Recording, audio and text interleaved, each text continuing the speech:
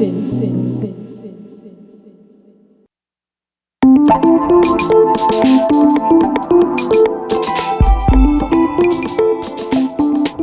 travail doit arroser le talent, disait Vincent Thomaret. Et c'est justement ce que fait notre invitée, puisqu'en plus d'être talentueuse, elle travaille énormément. Scénariste, réalisatrice ou encore caméra-woman, elle n'a plus de secret pour le 7e art. Nominée à plusieurs concours africains grâce à ses œuvres, elle est très connue du petit et du grand écran. Vous savez de qui je parle? Non? C'est pas grave parce qu'on la retrouve juste après. Coucou mes médias lovers et bienvenue. Comme vous l'avez constaté, aujourd'hui je suis en compagnie d'Yvette Donga. Yvette, bon après-midi. Merci, bon après-midi. Comment tu vas? Oh bon, je me porte très bien. C'est le plus important. Bon, on va pas trop tourner autour du pot, alors on va voir les sujets. Yvette, tu cumules près de 4 ans dans le monde du 7e art camerounais. Mais dis-nous, pourquoi ce choix particulier? Pourquoi le cinéma? C'est une passion de l'enfance. Depuis mon tout petit âge, j'ai toujours aimé faire le cinéma. J'étais influencée par Bollywood, le cinéma indien, parce que papa achetait des cassettes. Non pas papa, mais mon grand frère achetait des cassettes, des films bollywoodiens qu'on avait l'habitude de regarder. Puis quand je voyais ces artistes danser, je me disais, oh, si je peux faire comme elle. Sauf que être devant la caméra, c'était pas trop ce que je voulais. Je voulais être derrière. Étant donné que j'ai grandi un peu comme garçon marqué. Donc, j'étais attirée par tout ce qui, a priori, semblait être un métier de garçon. Et comment s'est déroulée ton insertion dans le monde du 7e art? C'était assez rapide parce que c'est vrai que pour moi, au début, j'ai beaucoup hésité avant de me lancer. Parce que j'ai grandi dans une famille traditionnelle. Du coup, ayant grandi uniquement avec maman, je me disais, maman ne va jamais accepter que je fasse cinéma. Donc, à un moment donné, j'ai voulu faire écriture, être écrivaine, j'ai voulu jouer au basket, mais j'avais toujours des difficultés. Et puis un jour comme ça, je vois un casting qui passe sur une chaîne de télévision et je dis à maman, moi il y a un casting là, je vais aller faire. Elle m'a demandé c'est pour chanter, j'ai dit non, c'est pour jouer un film, elle joue le théâtre, j'ai dit que non, le film. Ah, vas-y alors. On ne sait jamais. Vas-y alors. Et c'est comme ça que je suis allée. Mais bon, je crois que l'une des raisons pour lesquelles maman a vite accepté, c'est parce que je montrais déjà des signes d'indépendance. J'étais déjà très indépendante à ce moment-là, parce que pendant les vacances, je vendais au marché. Quand je ne travaillais pas, je vendais au marché. Et puis je me disais, non, ne pas écouter des choses, je vais payer avec mon propre argent. Du coup, pour maman, c'était un peu comme une manière de permettre à cette fille d'évoluer. Parce qu'un peu plus tard, il y a d'autres trucs encore qu'elle va faire, qui me prouve que maman, elle a vu que j'avais envie d'être très indépendante. Et puis, elle m'a en quelque sorte facilité la tâche. Parce que quand je commence à travailler, par exemple, je ne sais pas moi qui lave mes habits, même quand elle quitte la maison, elle demande à ma petite soeur de laver mes habits. Et du coup, elle a dit qu'elle laissait lui le temps de faire son travail. Donc, c'est comme ça, j'avais ces avantages-là. D'accord. Et quelles sont les personnes qui t'ont tenu la main quand tu faisais ton entrée dans le monde du cinéma au Cameroun? Au Cameroun, il y a d'abord Gabriel Matek, monsieur Gabriel Matek à qui je dis bonsoir. C'est quelqu'un qui m'a aidé jusqu'aujourd'hui, même en tant que réalisatrice. Je me retourne très souvent vers lui et à chaque fois, il est toujours présent pour moi. D'autres personnes, c'était pas de Camerounais. Il y a eu Baka Joseph, un Nigérian. Il y a eu Pierre-Marie Kenyon, Camerounais, mais qui n'est pas au Cameroun. D'accord. Et lors de ton insertion dans le monde, il y a souvent des petites rumeurs qui courent sur laquelle c'est pas facile pour une femme d'intégrer le monde du cinéma parce qu'il peut avoir des droits de cuissage.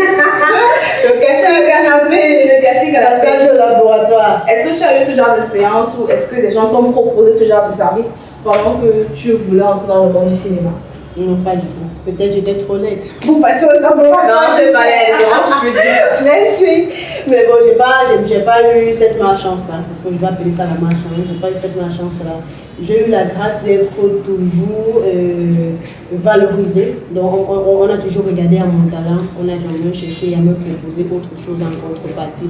De tous les castings que j'ai fait jusqu'ici, il n'y a eu aucun moment qui fait ce genre de proposition. Vraiment aucun. Ça, c'est vraiment ta chance. Vraiment. Bon, tu es à la fois scénariste, caméra-woman, réalisatrice, en même temps tu fais des montages. Est-ce que tu as reçu des formations pour toutes ces activités que tu pratiques? Parce que c'est vrai qu'il y a des gens qui sont des autodidactes, mais c'est pas facile d'apprendre tout seul. Oui, déjà j'ai reçu deux grandes formations. En tant que scénariste, comme je disais tantôt, Baka Joseph, c'est lui qui m'a donné les rudiments du secteur.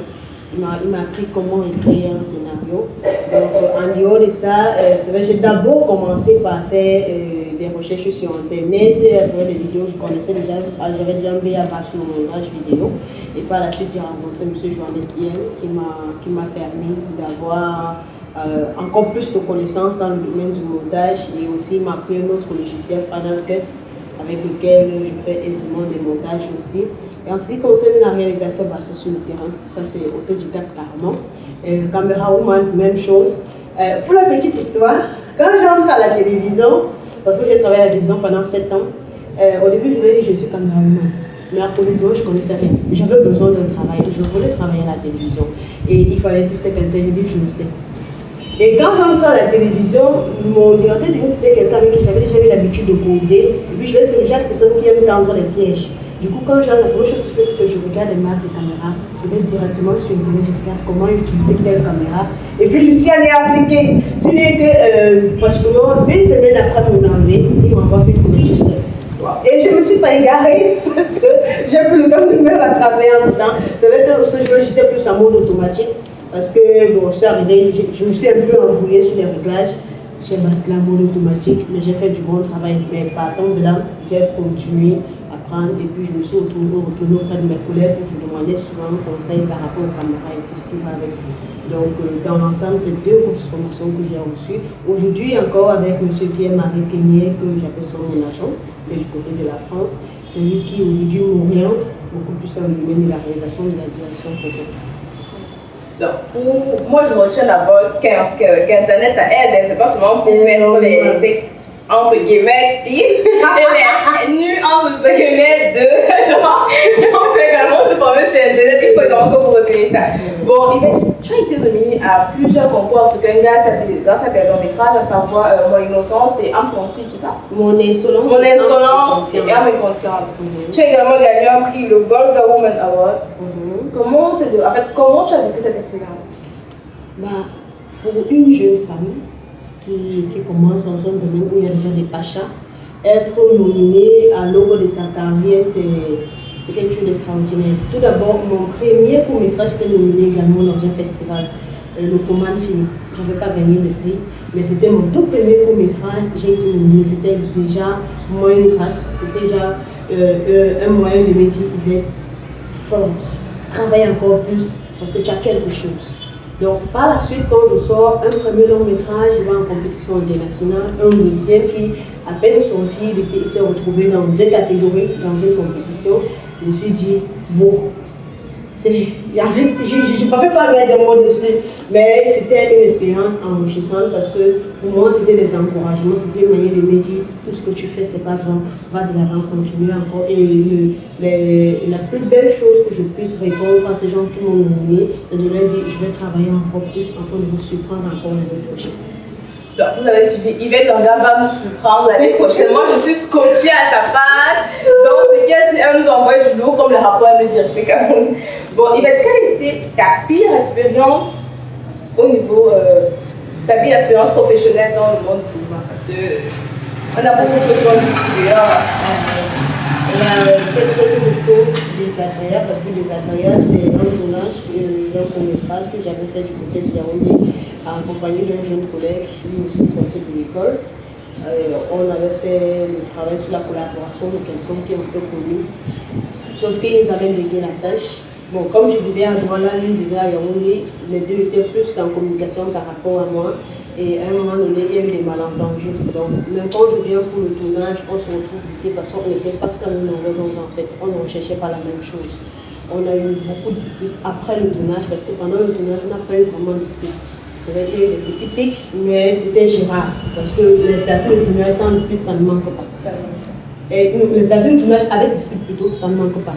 Donc, après le tournage, ça a pris un autre virage.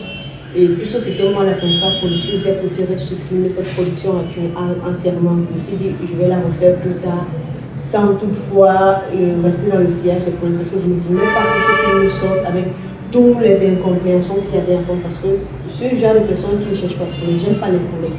Mais ça ne veut pas dire que si tu avais des problèmes, je te laisse. Si tu as des problèmes, je t'accueille, prends place, on va aller. comme une conseil disait que où tu vas aller, là, on va arriver. On va aller. On prend le bâton. Non, on prend le bâton de tape. C'est-à-dire qu'il y a eu beaucoup d'incompréhension et à un moment donné, le mensonge est passé. Du coup, moi, je ne voulais pas continuer à cette lancée. J'ai dit, même à ce grand monsieur, je suis désolée, mais puisque c'est moi qui ai investi sur le projet, je préfère qu'on annule tout, qu'on arrête. Donc, j'ai perdu de l'argent, j'ai perdu du temps, j'ai perdu de l'énergie, mais je me suis dit, ça m'a permis de comprendre que par moment, quand il y a des petits pics qui commencent, il faut avoir l'esprit éveillé, il faut comprendre le message des gens. Et quelle a été ta meilleure expérience durant tout ton petit... Ma meilleure expérience, je veux dire, c'était en tant que camérawoman, et ça c'était pendant que je travaillais à la télévision. C'était en 2017, j'étais en train de couvrir un programme chrétien au Palais des Sports à Yaoundé. À un moment donné, j'étais un peu comme un site touristique. J'ai dit souvent ça. En fait, c'était un moment qui m'a marqué. Parce qu'il y avait des Chinois qui étaient là. Je ne sais pas si c'était les propriétaires de la salle ou s'ils faisaient. En fait, il y avait des Chinois qui étaient dans la salle.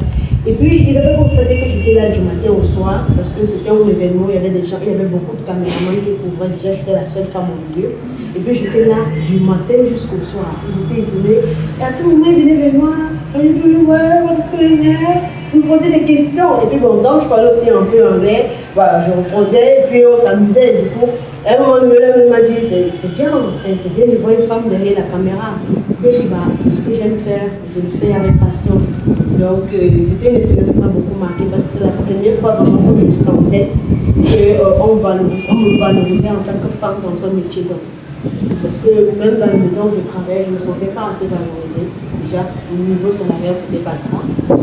Les hommes avaient plus que moi. Donc, alors que moi, je me dis, je travaillais plus qu'on m'appréciait, mais au niveau du salaire, on ne m'appréciait pas. Donc, mais c'était une expérience qui m'a vraiment marquée. Parce que pour la première fois, comme je le dis, j'ai senti vraiment que quelqu'un me regardait et qui disait waouh, voilà quelque chose de bien encouragé. Et qu'est-ce qui d'après toi fait ta force dans ce milieu? Que je ne vais jamais les voir. Bon, c'est fort. Je sais, je ne vais jamais les voir. Qu'importe les difficultés. Je vais vous dire un truc. J'ai fait un premier métrage, j'ai été sélectionnée, mais je n'ai pas gagné de prix. J'ai fait 6 autres après ça, je n'ai pas vendu, même du tout, c'est là mon placard. J'ai fait une série, je n'ai pas vendu, c'est là dans mon placard. J'ai fait un long métrage, j'ai fait un second long métrage. J'aurais pu déjà abandonner depuis, mais je ne l'ai pas fait. Je continue à faire ça parce que je crois en moi, je crois en mon talent. Je sais que Dieu m'a donné quelque chose et que peut-être pour l'instant, je ne fais pas encore ce qu'il faut pour que ce talent soit vraiment apprécié de tous. Mais je pense qu'avec mes récentes nominations et avec ma récente récompense, je pense que le monde entier est déjà en train de constater que je vaux quelque chose. Mais j'ai cette capacité-là à forcer même quand tout semble perdu. Même quand on voit que c'est... En fait, j'ai toujours l'espoir, j'ai plein d'espoir. Pour moi, demain est un jour meilleur qu'aujourd'hui. Si aujourd'hui est bon, dans mon esprit, c'est que demain sera très bon. Alors, il ne faudrait pas que je baisse, mais il faudrait que je grimpe encore plus pour atteindre le niveau de demain. Donc, pour moi, demain est toujours un nouveau challenge. Et demain, c'est toujours une occasion de faire encore plus qu'aujourd'hui. C'est pourquoi je ne baisse jamais les bras. Ça, c'est ma première force et deuxième force.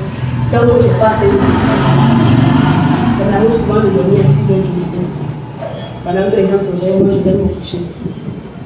Parce que j'ai un travail à faire, j'ai envie de finir, je me concentre, je le fais. Et ça, c'est quelque chose que je tiens de ma maman. Parce que j'ai grandi avec maman, j'ai vu maman travailler sans jamais se fatiguer, sans jamais se plaindre. Tout ce qu'elle voulait, c'était que nous puissions avoir le strict minimum pour nous en sortir dans la vie. Je me suis dit, waouh, voilà quelque chose qu'il faut compter. J'ai compris ça. En parlant du fait que tu as grandi avec ta maman, tu es issu d'un foyer monoparental. Oui. Et il y a des choses que les gens disent des fois sur les filles qui sont issues de foyers monoparentales, soit disant qu'elles sont voies d'échec professionnellement, qu'elles ne rendent pas également le foyer disant comme leur mère qui a entre guillemets échoué dans leur mariage. Qu'est-ce que tu penses de ça? Moi, je pense que celui qui dit qu'un foyer a échoué à cause d'une maman doit être fauté. Parce que, à ce que je sache, ce sont les hommes qui en fait, bon, dans mon cas, par exemple, c'est mon père qui est parti. Il n'est pas parti parce que maman se comportait mal. Aussi longtemps que je me souviens, je n'ai jamais été heureuse en présence de mon père. C'est quand mon père part qu'on aspirait une vraie vie.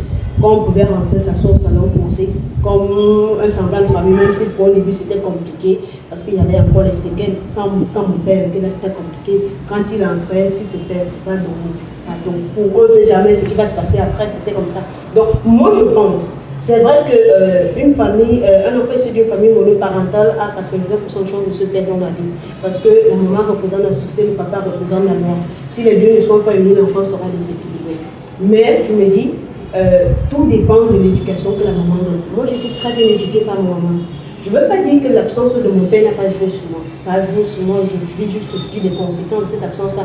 Étant donné, à chaque fois, je recherche un père. Ce père-là, il est là, il m'appelle uniquement quand il a des problèmes.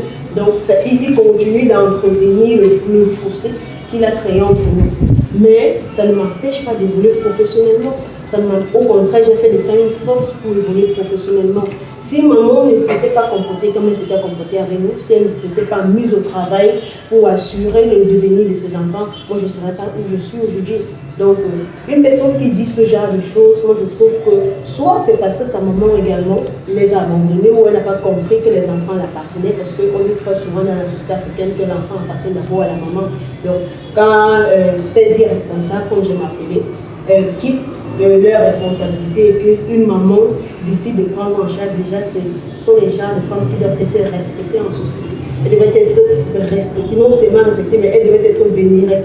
Parce qu'une femme qui parvient à élever ses enfants, c'est pas facile, c'est pas facile du tout. J'ai vu ma maman souffrir, c'est pas facile du tout. Mais ce que je dis, et je vais redire encore, ce n'est jamais, pas toujours à cause d'une femme qu'un foyer s'éclate. Dans le nôtre, ce n'était pas à cause de ma maman. Et ce n'est pas parce que notre foyer familial a été détruit que nous, on va échouer dans la vie. Non, non. Tout dépend de la maman, tout dépend de ce que la maman décide de faire après que la famille a été divisée. Une maman à elle seule, elle peut bien tenir un foyer, même si ce sera au prix de lourds sacrifices. Mais elle peut tenir, ta mère. Donc on va dire à nos petites soeurs qui nous regardent, de grâce, ne faites pas les enfants partout. Non, surtout ça. Parce que les hommes d'aujourd'hui ont cette tendance-là. On fait les enfants, tu restes chez vous, je reste chez nous. Est-ce que la maison de tes parents te semble bien? S'il vous plaît, arrêtez ça, je vous en prie. Parce que l'enfant a besoin de son père autant que de sa mère. C'est pas parce que tu envoies tes miettes chaque fois du mois pour acheter l'habit de l'enfant que c'est suffisant pour l'enfant. Pardon, ta présence est importante. Quand on dit présence, c'est pas que tu viens, aujourd'hui tu pars, tu fais 2 mois avant de revenir. Non. Le matin, là, tu te dis bonjour mon bébé, le soir, tu dis bonne nuit à l'enfant. Ça, c'est important pour son mental. L'enfant a besoin de ça pour grandir psychologiquement. Donc, les gars, aujourd'hui, là, si vous ne voulez pas être marié, ne faites pas de police. Ça, c'est la partie coach en motivation, il va être dans le plusieurs cas. On va ouvrir une nouvelle partie. Coach en développement. Bon, d'accord. Yvette, d'après toi, quelles sont les difficultés pour que les femmes réussissent dans le monde du cinéma, surtout au Cameroun? Mon première difficulté, il y a cette histoire de casser canapé. Que ce soit en tant qu'actrice, très souvent, la plupart d'entre elles, quand elles ont un peu de fond, thème commercial, elles sont beaucoup plus enclines au casting canapé parce qu'il y a encore des réalisateurs véreux. Il y a ce domaine-là aussi. Autre chose, il y a la formation.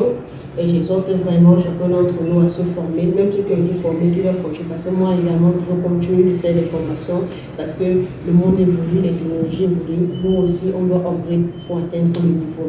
En tant que technicienne, c'est vraiment compliqué. Parce qu'en tant que technicienne femme, parvenir à produire un film seul, c'est pas facile. Parce que pour avoir du financement, il y a des gens qui vont, on va te tourner comme ça, on te tourne parce qu'on fait quelque chose en fait. C'est à toi de savoir, c'est à toi de lire le message. Quelqu'un va te donner un rendez-vous, il te dit que ah non, s'il te plaît, je suis en tel, tu peux me retrouver là. Ah non, aïe. Le problème c'est que ma mère m'avait. Non, je te rappelle demain. Moi-même je te dis ça aussi. Je dis que non, je te rappelle demain. C'est que je viens d'avoir un problème urgent là. Ce n'est pas au hasard qui te donne rendez-vous à l'hôtel. C'est pas au hasard. Ça? Pour qu'il te donne 5 fois, il va falloir qu'il tourne. Du coup, moi j'ai pris l'initiative de travailler pour faire mes propres productions. Je travaille parce que je ne fais pas seulement cinéma à côté, je fais tout ce qui est audiovisuel, film, mariage, baptême, tout ce qui va avec, ça me permet d'avoir de l'argent. Et je vis exclusivement de l'audiovisuel depuis octobre 2020. 2021, depuis l'année dernière, je fais uniquement de l'audiovisuel. Les différents travaux que je fais dans le domaine, je réinvestis dans le cinéma, une bonne partie. Et puis, par la grâce de Dieu, un jour, je vais atteindre le sommet. Et puis, je vais dire, ah, mon premier projet, j'avais produit après ça combien là? Je vais plus me souvenir parce que j'aurais à manger beaucoup d'argent. Dans tout temps, on te souhaite plein de courage et beaucoup d'argent pour que... Amen, je reçois. Yvette, quelles sont les difficultés difficultés que rencontre le cinéma camerounais? Parce qu'il y a beaucoup de personnes qui disent que le cinéma camerounais n'a pas encore le niveau. Par exemple, le cinéma hollywoodien, je ne sais pas si c'est comme ça que vous le dites dans votre jargon, ou alors le cinéma hollywoodien, que là-bas c'est encore plus au niveau. Donc, qu'est-ce qu'il faut faire pour que le Cameroun puisse quitter de cette marque de fabrique assez infantile, si je peux dire? Première chose, créer une industrie. Ça, c'est la première chose. Tant que ce sera chacun dans son couloir, ce sera un peu difficile vraiment qu'on puisse évoluer. Aujourd'hui, les gens qui se démarquent, ce sont des personnes, ce ne sont pas des groupes de personnes. Ce sont des gens à qui la chance a toqué à la porte et puis ils ont commencé à se démarquer. Je pense que si l'État a décidé de s'impliquer un peu, subventionner un peu le domaine, pourquoi ne pas dire l'État prend l'initiative de subventionner peut-être 10, 15 films par an? Pourquoi ne pas le faire? Je pense que si l'État décidait de subventionner les films, on produira encore plus. Parce que je peux vous rassurer qu'il y a des talents. On peut tourner des films à la Hollywood. Il y a des films tournés exclusivement sur fond vert au Cameroun. Et quand les films d'action, tu te dis, attends, c'est camerounais. Tu as de la peine à croire, en toute honnêteté. J'en ai vu. Un film où on te fait voyager sur place. Tu es dans l'avion, tu es sur place, fond vert. J'en ai vu. Mais ces personnes-là ont besoin du financement pour pouvoir faire valoir leur travail. Parce que ce sont des trucs qui coûtent énormément également. Ils dépensent beaucoup en énergie. Ils ont besoin de se ressourcer. Plus tu prends l'initiative de dépenser en énergie sans te ressourcer, plus tu es en train de détruire l'art que tu as en toi. Parce qu'à un moment donné, s'il faut qu'en même temps tu sois en train de réfléchir sur comment faire pour sortir quelque chose d'encore plus beau que ton précédent projet, en même temps réfléchir sur comment faire pour manger, comment faire pour payer ta petite boîte de sardines où tu vis, parce que ce n'est même pas la maison, c'est une chambrette que tu as louée, ça devient problématique. Tu ne vas pas pouvoir vraiment concentrer ton esprit sur ton art. Alors que si l'État prenait l'initiative de subventionner peut-être 5-10 films, même seulement 5 films pour un début, il dit peut-être les gens qui ne sont pas encore sommés là, on subventionne 10 films, voici les critères. Je suis sûr qu'on va se battre pour rentrer dans les critères et aussi avoir un suivi parce qu'il faut avoir le Cameroun, c'est malhonnête. Il faut aussi avoir un suivi. Autre chose il faut aussi, beaucoup signaler le côté malhonnête. Malhonnête, il y en a qui vont prendre des décisions, on ne va plus jamais les revoir. Donc il faudrait avoir un suivi pour tout ça. Donc moi je pense que le meilleur suivi c'est déléguer carrément quelqu'un, déléguer un producteur, c'est tout. Donc, si l'État décide de subventionner, il délègue un producteur. Ça veut dire que le producteur est sur le plateau tous les jours avec vous, il assure la production, comment dire, il a vu. Donc là, je pense que la malhonnêteté ne va pas trop, même si le producteur est susceptible d'être malhonnête. En dehors de ça aussi, il y a la formation. On a besoin d'être formé. Mais je pense que actuellement, les gens sont en train de comprendre l'importance de la formation. Ils sont en train de se former. Mais quand on finit la formation, quand on revient sur le terrain, ce n'est pas très facile. Parce que, puisque le cinéma financièrement n'est pas encore béni, on se retrouve avec des contrats misérables pour les acteurs, même pour les techniciens. Tu vas avoir un technicien qui on propose 10 000 francs la journée. Il va livrer son transport dedans et autres. C'est pas le propre. Mais bon, au début, on se dit, c'est pas grand chose. Mais s'il faut regarder par rapport à ce qu'il a dépensé pour sa formation, il n'y a pas d'équivalence. Donc, on a besoin, il faut les hommes d'affaires là, s'il vous plaît, souvenez-vous. Les États-Unis sont ce qu'ils sont grâce au cinéma. Nollywood, même son visage, en fait, c'est Nollywood qui change le visage du Nigeria. Donc, le cinéma peut changer celui du Cameroun. Il faudrait que les hommes d'affaires, les gens qui pensent à investir dans le domaine, je pense que ça va aller. Les Bill du Cameroun, là, on vous envoie un message. Et puis vous voyez, je ne sais pas si j'ai le droit de faire la pub d'un collègue, Gano par exemple. Je pense qu'il est subventionné en partie par Adji. Et puis ça promet d'être un film. On a carrément fait venir un acteur hollywoodien. Et puis le film promet ciel, mots et merveilles déjà. Parce que déjà son premier film était intéressant. On sent directement qu'avec plus de financement, le second sera encore plus. En fait, c'est en fait ça. Plus il y a l'argent, plus on lève le niveau. D'accord. Et d'après toi, est-ce qu'il est possible de vivre de son art sur Cameroun? Parce qu'il y a des gens qui taxent les grands acteurs ou bien les grands réalisateurs qui ne vivent que de ça. Ils disent qu'il y a des petites magouilles derrière. Est-ce que c'est possible de vivre seulement du cinéma ici au Cameroun? Ça dépend du niveau de la personne. Ça dépend du niveau de la personne. Moi, comme je l'ai dit, je vis de l'audiovisuel. C'est vrai, ce n'est pas encore entièrement du cinéma, mais je vis de l'audiovisuel en général. Donc, un acteur qui a la possibilité de signer avec 3 grands producteurs de la place, un film par an, il peut vivre de ça. Parce que les grands, si un producteur peut te verser, je ne sais pas, peut-être dans les 700 000 pour un projet sur une période de 2 mois, bah, tu peux vivre ça, non? Et si tu as 3 projets comme ça par mois pour 6 mois et que tu as 6 mois de repos, ça te fait combien? 2 millions 100. Avec 2 millions 100, tu vis par année. C'est possible. Donc, il y en a qui vivent, mais ce n'est pas tout le monde.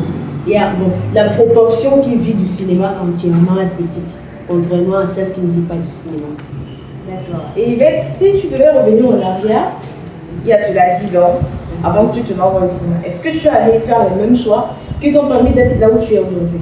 Déjà, il y a 10 ans, j'étais déjà dans le cinéma. Faut comprendre ça. Il y a 10 ans, j'étais déjà dans le cinéma. Mais oui, j'allais refaire les mêmes choix.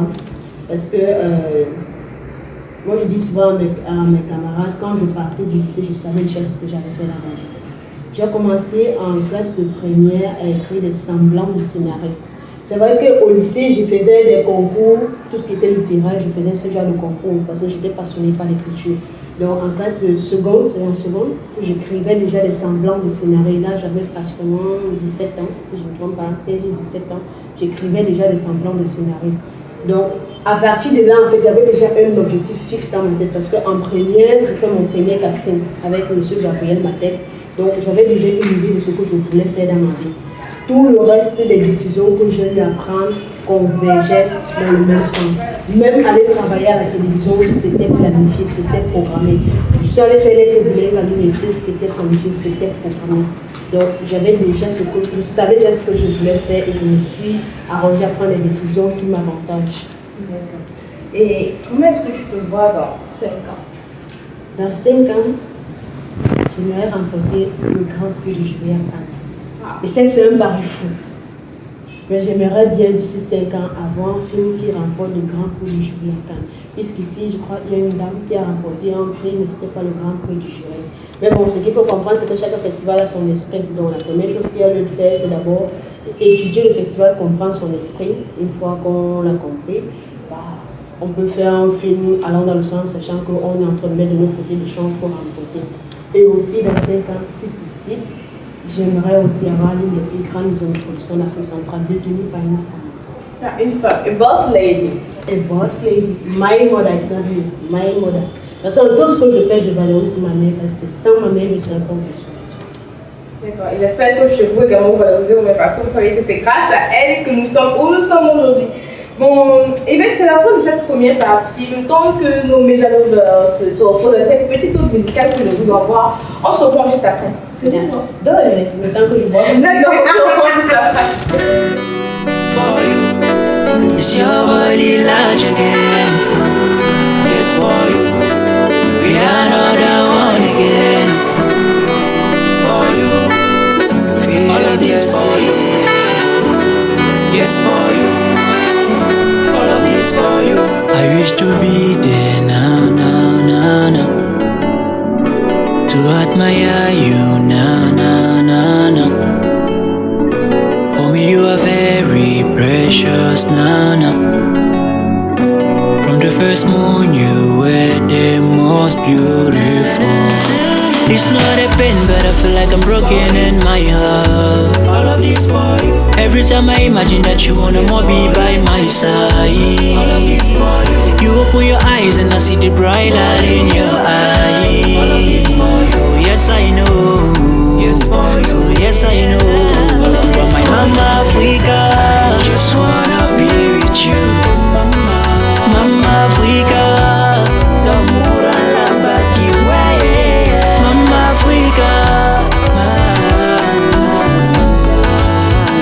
Africa, na na na na na na na.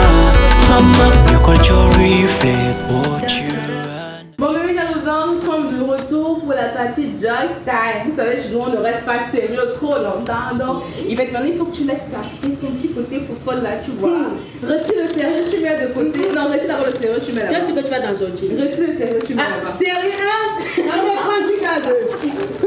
Bon, étant donné que c'est dans le monde du cinéma, on va pas tourner un défi qui est loin du cinéma. Voilà. Voilà. Ça veut dire que tu n'aimes pas toi les jeux cassables. Allons-y.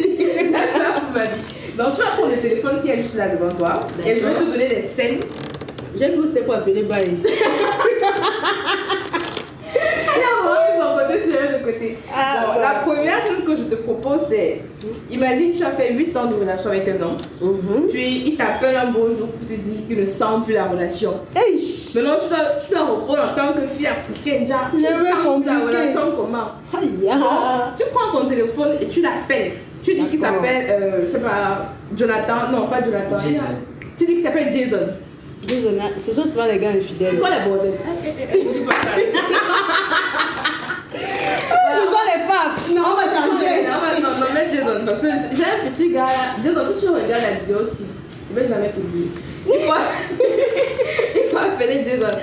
Tu dis que comment après 8 ans de relation. Donc, Jason m'envoie le message. Il t'envoie le Oh, message. il ne sent pas la relation. Il ne sent plus la relation. Genre, c'est comme si son odorat est mort. Le parfum est fini. My God. On achète le parfum là-haut. Je sais pas, il faut. Attends d'abord, attends, je l'appelle un peu. Seigneur, levez fort. Jason. Comme 8 ans de relation, il ne sent plus la relation. Attends d'abord, j'appelle le monsieur. Allô? Hey, bonjour, l'amour de qui est? Levez fort. J'ai dit, attends, chou, il y a un genre de message qui arrive là. Tu es sûr que c'était à moi que tu as envoyé le message là? Attends, tu es sérieux là? Oh, tu ne sens pas la relation. Tu sens ça comment? Tu voulais sentir ça comment? C'est quoi? Tu as allumé ou alors ton odorat est mort? Parce qu'on change les narines déjà. Parce que je connais une fille là, voilà, je te jure, on change les narines là-bas. Ou alors si c'est le parfum de ça qui est fini, tu dis, on achète un nouveau parfum, on baisse, tu vas sentir l'odeur. Oh, attends, tu mets quel genre d'odeur sur le parfum là? Ah! Attends, tes histoires que tu commences déjà là, pardon. Je ne veux même pas me fâcher. Tu ne sens pas, ça fait 8 ans aujourd'hui que tu veux me raconter que tu ne sens pas la relation. N'a aucun système, c'est quoi? Mon frère, ce n'est pas 8 jours, c'est pas 8 semaines. En tout cas, à l'heure, là, non, sache que je ne suis même pas là pour discuter avec toi. Tu vas sauf que sentir la relation, tu comprends, non? Donc, quand tu vas finir, peut-être tu as le palud, si c'est le corona qui t'a pris, non? Prends les médicaments, tu dors. Moi-même, je débat, tu vas sentir la relation là maintenant. Il ne faut même pas m'énerver, c'est 8 ans, ce n'est pas 8 jours. C'est quoi? Il fallait dire comme ça. Oh, là c'était pour un petit truc comme ça là que tu tournais ou tu ne sens pas la relation. Sentir la relation, ça veut dire quoi? Tu as fait moi, j'étais meilleur fâché. Non, ça va. Eh, bébé, tu sais que je t'aime, non? Oh, d'accord, je viens bébé. Coupez. Oh. Hey, non, pas système que oh, je ne sens pas la relation d'abord. Il écrit ça en quelle langue? Non, c'est 8 ans. Même moi, Oh. si j'étais un homme, je que ma chérie, je me suis trompée. Eh, non, c'est 8 ans, pardon. Bon, Ah, même si lui-même veut sentir ça sur lui. Non, les gars, il faut arrêter ça. 8 ans, tu dis que tu sens pas la relation, c'est quoi? Tu voulais sentir, c'est quel odeur que tu voulais sentir? On va mettre le parfum, on va mixer tout. Tu vas sentir l'odeur que tu voulais au milieu. En tout cas, le deuxième scénario, c'est que tu as ta copaine qui est venue te demander de l'argent. Elle pleurait. Elle s'enrouait comme ça que, ouais, maman, quand tu vois là, j'ai besoin de 250 000. Et les 250 000, c'est pour ton loyer. Depuis 6 mois que tu as prêté l'argent, elle va faire. Mais tu attends et que c'est pas que pour aller en bain. Donc tu vas prendre le téléphone. Fini. Et tu appelles pour demander qu'elle te remette ton argent. Fini. Attends d'abord. Je vois que j'aime trop cette bouille. Eh, ma bestie de way! Le même baillet. C'est comment non, ma bestie? Ah, dans mon ça fait un bail. Tu fais ça comment non? Dis-moi, tu aimes où là maintenant? Ah, ok. Donc, tes papiers, ton visa qui est sorti hier, c'était pour aller à Bouddha, c'est ça là? D'accord. Ne te dérange pas, ma copine. On va se tamponner à la pour eyes to eyes. Tu comprends, non? Donc, si tu es ça, je compte mes 250 000. Je veux que tu mets les interviews. Ça fait 6 mois aujourd'hui. Tu déposes. Parce que comme ils sont en train de me débarquer à l'aéroport, on va se gâter là-bas. Tu ne voyages pas. Tout ça, tu viens ça. Ou alors tu comptes mon montant, tu me déposes doucement. Ça, non, laisse tomber, ma chérie, laisse. Ce n'est pas une histoire de on va gérer plus tard n'existe plus. Tu prends mon jeton, tu peux faire tes papiers avec, tu go toi en bain. Jusqu'à tu peux me dire, on va tu prends, oh, d'accord. Non, il n'y a pas de souci. Moi-même, j'avais oublié, je t'ai dit que j'étais au courant que tu partais en bain. Tu vois, non, on va se tamponner à l'aéroport. Donc là, tu vois, non, ça tombe bien. Non, laisse, c'est dit seulement que non. Donc, quand tu avais oublié de me dire que tu voulais voyager là, non. Donc, quand tu me vois là, quand tu vas pas me dire ça, et puis tu me dis qu'il faut avec 250 000. C'est simple, non? Ok, rendez-vous à l'aéroport. Ne te dérange pas, je suis dehors. Il n'y a aucun endroit où tu vas passer sans que tu vois. En tout cas, reste sur ta j'attends, je localise ton téléphone. De façon coupée. Prends mon argent, va en bain avec. Qu'est-ce qu'elle m'a dit? Ouais, ma go, j'avais oublié quoi. On oublie 250 millions, on est au Cameroun. Hey, les vrais merguez. Non, ma belle, on va se tamponner. Non, mais Yvette, je pourrais m'imaginer que tu avais un si grand talent d'actrice. Tu m'as dit que tu m'as fatigué les choses. Et le centre de média de Bas était mort de riche. Donc, vraiment, ça. Il faut signaler que la récompense que j'ai eue, c'était en tant qu'actrice. Donc, très bonne actrice. Vous voyez que l'autre Yvette, elle a plusieurs casquettes. Bon, elle est scénariste, elle est réalisatrice, elle est caméraman, elle est actrice. Waouh! Monteuse, descendeuse. Dieu, quand tu partageais les talents, tu m'as laissé où non? Non, attends, je t'explique. C'est-à-dire qu'en fait, l'histoire, c'est possible que tu comprennes l'histoire. En fait, quand on commençait le matin, tôt le matin, là, c'était net le moment où tu avais coupé tes cheveux. Ouais. Tu te suis le jour, j'avais dit qu'il ne va pas couper les cheveux. Tu as dit que attends, je vais faire la coiffure. Tu arrives à dans l'âge d'Abraham, il passait, il m'a pas reconnu. c'est justement, il voulait donner qu'aux femmes. Toi, tu avais le coup. Comme ça, en fait. Depuis venir, on a que non, ça c'est fait comme ça. D'être une chef. C'est bon, c'est bon. C'est bon. Moi, même ce coiffeur-là, je me coiffe encore. De toute façon, merci d'être venu sur notre plateau, d'être venu à Ziragé. Ça a été un plaisir pour nous de te recevoir aujourd'hui, de nous avoir partagé ta bonne humeur. Parce qu'on a beaucoup ri, même les gars derrière la caméra sont morts de rire. C'est-à-dire que la caméra de notre projet là, c'est moi qui vous remercie de m'avoir invité. C'était un moment de forêt que j'aime bien. Parce qu'au milieu du travail, on a besoin parfois des moments comme ça pour éviter de vivre du vieillir. Mon boss disait souvent, si tu veux pas avoir la de savant 40 ans, ris beaucoup. Ris beaucoup, et c'est ce qu'elle nous a fait aujourd'hui, on a beaucoup ri. Donc si vous voulez la suivre, c'est facile, vous partez sur Facebook, oui, Instagram et Twitter. L'impératrice Yvette Nanga. L'impératrice Yvette Nanga. Ouais, elle a Instagram. C'est pas le quartier, c'est Yvette Nanga. Ouais, et aussi sur YouTube, 7 Africa. C'est ma chaîne où vous pouvez voir mes courts-métrages et autres. En plus de vous être abonné à sa page, n'oubliez pas de venir chez vous, chez vos médias lovers, YouTube, Facebook, Instagram, Twitter, sur le YouTube Média officiel. Abonnez-vous massivement, likez, partagez, regardez la vidéo à fond. Et on se revoit bientôt pour un autre numéro de Ziragé. Bye bye. Yvette, avant que tu ne parles, on chante. Avant que tu ne parles, nous avons une tradition ici. Tous les invités qui viennent doivent chanter le générique de notre page. J'ai la voix du crapaud. Vas-y. Hein? À l'école du chant.